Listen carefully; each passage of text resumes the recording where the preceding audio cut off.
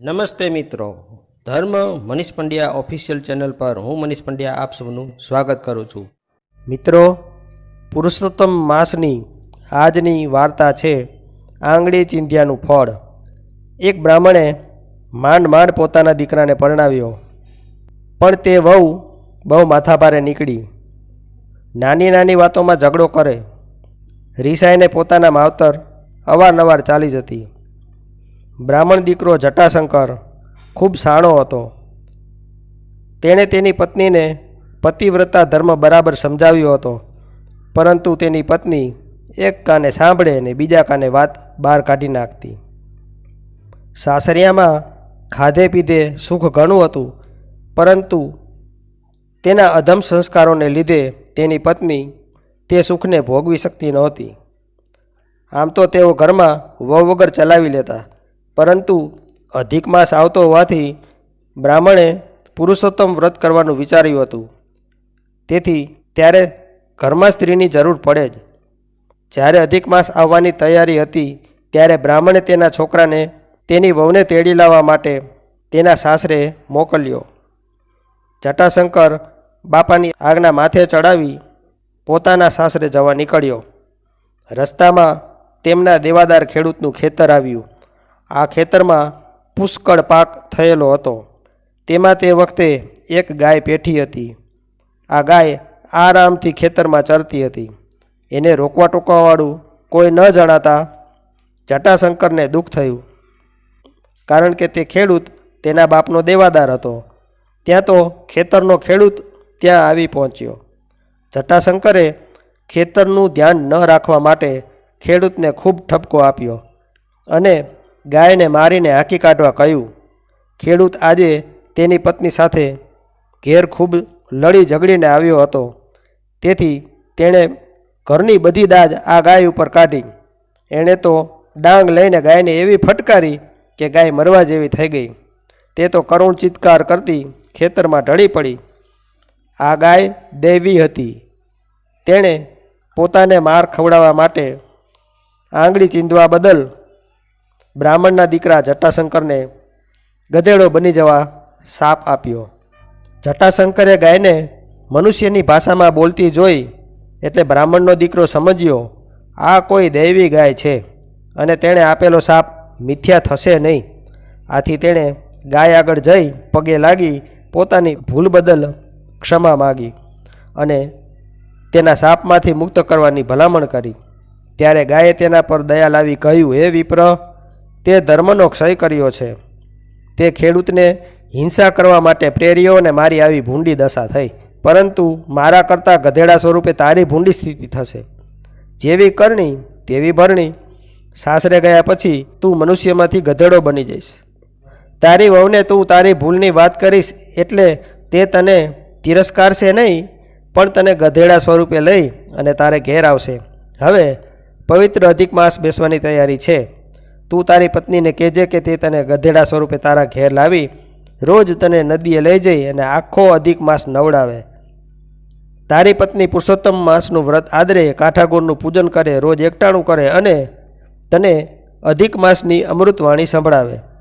તને ખવડાવીને પછી તે એકટાણું કરે. આ રીતે તમારા બંનેનું પુરુષોત્તમ વ્રત થશે અને પુરુષોત્તમ ભગવાનની પ્રસન્નતાથી અધિક માસ પૂરો થતાં તું ગધેડાના સ્વરૂપમાંથી પલટાઈને પાછો મનુષ્ય બની જઈશ. ધર્મવ્રતથી તારા પાપનો ક્ષય થશે, તારો ઉદ્ધાર થશે. જટાશંકર ત્યાંથી પોતાના સાસરે ગયો, પરંતુ તેણે આ ગુપ્ત વાત તેની વહુ સિવાય કોઈને કરી નહીં. જ્યારે તે મનુષ્યમાંથી ગધેડો બની ગયો ત્યારે વહુએ પોતાના વરના શાપની વાત જાહેર કરી. સાણી વહુ હૈયું ભારે રાખી પોતાના ગધેડા સ્વરૂપમાં આવેલા પતિને લઈને પોતાના સાસરે જટાશંકરના ઘેર ન જતા ગામને પાદરે તળાવના કાંઠે એક જીર્ણ ઓરડી ખાલી પડેલી હતી, તેમાં જઈને રહી. અધિક માસના પ્રથમ દિવસે વહુ ગધેડાને લઈ નદીએ ગઈ ત્યારે ગામવાળા વિચારમાં પડી ગયા. એણે ગધેડાને નદી આગળ લઈ જઈ સારી પેઠે નવડાવ્યો અને તેના કાન આગળ પુરુષોત્તમ ભગવાનનો મહિમા સંભળાવ્યો. પછી પોતે સ્નાન કરી કાંઠાગોરની વાર્તા અને અધિક માસની અમૃતવાણી સાંભળી ગધેડાને લઈ પોતાની જીર્ણ ઓરડીએ ગઈ. તેનો રોજનો આ ક્રમ થઈ પડ્યો હતો. એવામાં રાજા આગળ લોકોએ ફરિયાદ કરી કે એક સ્ત્રી નદીએ ગધેડાને નવડાવે છે, તે તેથી પાણી અપવિત્ર થઈ જાય છે. આથી રાજાએ તરત જ સિપાહીઓને દોડાવી ગધેડાનો કબજો કરાવી લીધો અને પશુશાળાએ મોકલી દીધો. વહુએ તો બહુ જ કલ્પાંત કર્યું, કારણ કે ગધેડા સ્વરૂપે તેનો પતિ હતો અને તેને ખવડાવ્યા સિવાય પોતે એકટાણું પણ કરી શકે નહીં. તેથી તેને છોડાવવા માટે રોતી કકડતી રાજમહેલે ગઈ અને ગધેડો પાછો આપી દેવા રાજાને વિનવણી કરવા લાગી. રાજાએ કહ્યું, હે ભલીબાઈ, તારામાં અક્કલ બળી છે કે નહીં? આ પવિત્ર પુરુષોત્તમ માસમાં ભાવિક નરનારીઓ નદીમાં સ્નાન કરે ત્યાં તું ગધેડાને લઈ જઈને નવડાવે છે, તે શું યોગ્ય છે? વહુએ કહ્યું, હે અન્નદાતા, આપનું કહેવું ખરું છે, પણ હકીકતમાં એ ગધેડો મારો પતિ છે. કોઈ સાપના કારણે તે મનુષ્યમાંથી પશુ સ્વરૂપ બની ગયા છે, તેથી હું તેમનું લાલન પાલન કરું છું. અધિક માસ પૂર્ણ થતાં આપ તેને ગધેડામાંથી અસલ સ્વરૂપમાં આવેલ જોઈ શકશો. માટે મારો અપરાધ માફ કરી અને મારો ગધેડો, મારો પતિ મને પાછો આપો. રાજા રાણીને આ સાંભળી અત્યંત આશ્ચર્ય થયું. રાણીએ કહ્યું, હે બાઈ, અધિક માસ પૂર્ણ થતાં તું અમને તારી ઓરડીએ લઈ જજે. અમે જોઈશું કે ગધેડામાંથી મનુષ્ય કેવી રીતે બની જાય છે. તારા કહેવા ઉપર વિશ્વાસ રાખી તારો ગધેડો અમે તને સોંપી દઈએ છીએ. થોડી જ વારે વહુને ગધેડો મળી ગયો. તેને લઈ તે પોતાની જીર્ણ ઓરડીએ આવી. પછી તેને ખવડાવી પોતે એકટાણું કર્યું અને આ સંકટમાંથી ઉગારવા પરસોત્તમ ભગવાનને ભજવા બેસી ગઈ. હવે વહુ વિના રોકટોકે ગધેડાને નદીએ લઈ જઈ નવડાવતી હતી, કારણ કે રાજા પાસેથી મંજૂરી મળી ગઈ હતી. ગાયે સાપ મુક્તિ માટે કહ્યું હતું કે અધિક માસ પૂર્ણ થતાં જ ગધેડાના સ્વરૂપમાંથી તે પલટાઈને અસલ મનુષ્ય સ્વરૂપમાં આવી જશે. અને અધિક માસ વિધિપૂર્વકના વ્રત સાથે પૂર્ણ થયો હતો, તેથી તેને વિશ્વાસ હતો કે તેની આશા ફળશે જ. બીજે દિવસે સાંજે વહુ રાજાના રાજમહેલે ગઈ અને રાજા રાણીને પોતાની જીર્ણ ઓરડીએ બોલાવી લાવી. ગધેડો ઓરડીમાં છૂટો જ રાખેલો હતો. વહુએ રાજા રાણીને કહ્યું, સતના પારખા ન હોય છતાં આપણે સતનું ધર્મનું પારખું કરવું જ છે, તો હું પુરુષોત્તમ ભગવાનને પ્રાર્થના કરું છું, પછી શું બને છે તે જુઓ.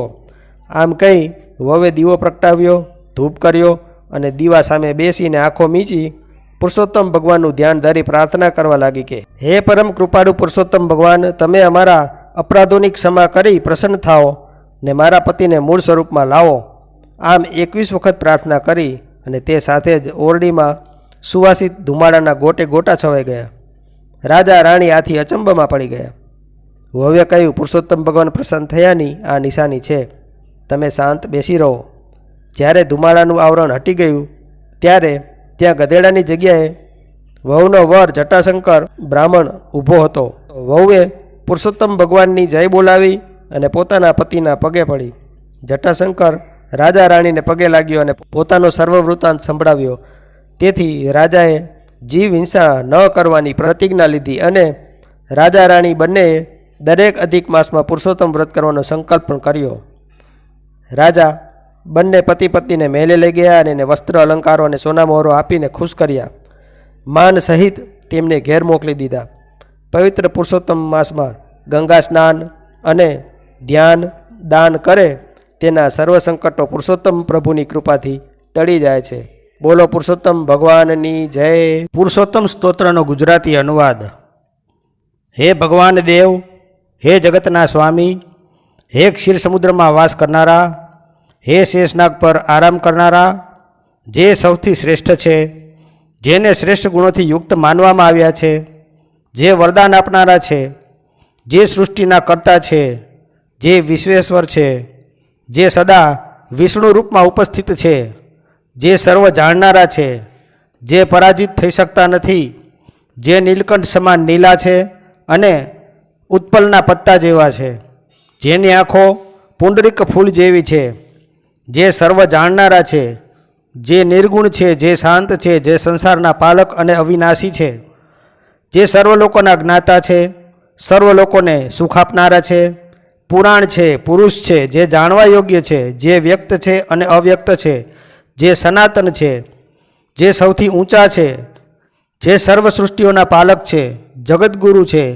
જે શ્રીવત્સ ચિહ્ન અને વનમાળાથી સુશોભિત છે, જે પિત્તાંબર વસ્ત્રને ધારણ કરે છે, 4 હાથવાળા છે, શંખ, ચક્ર, ગદા અને પુરુષોત્તમ સેતુને સંયુક્ત રૂપે ધારણ કરે છે.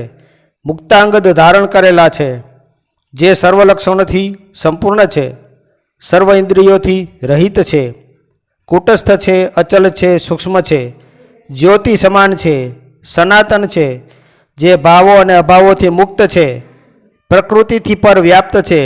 જગન્નાથજીને નમસ્કાર છે, જે ઈશ્વર છે, સુખદાયી છે, પ્રભુ છે. આ પ્રકારે ધર્મરાજે પુરનિયા ક્રોધની સમીપમાં ભગવાનની પ્રશંસા કરતા વિભિન્ન પ્રકારના સ્ત્રોતો દ્વારા પ્રણામ કર્યા. બોલો પુરુષોત્તમ ભગવાનની જય. તો મિત્રો, જો આપને આવા વિડીયો પસંદ હોય, આપને આવી ધાર્મિક વાર્તાઓ પ્રસંગો સાંભળવા ગમતા હોય તો આ ચેનલને લાઈક, શેર અને સબસ્ક્રાઈબ કરજો. ધન્યવાદ.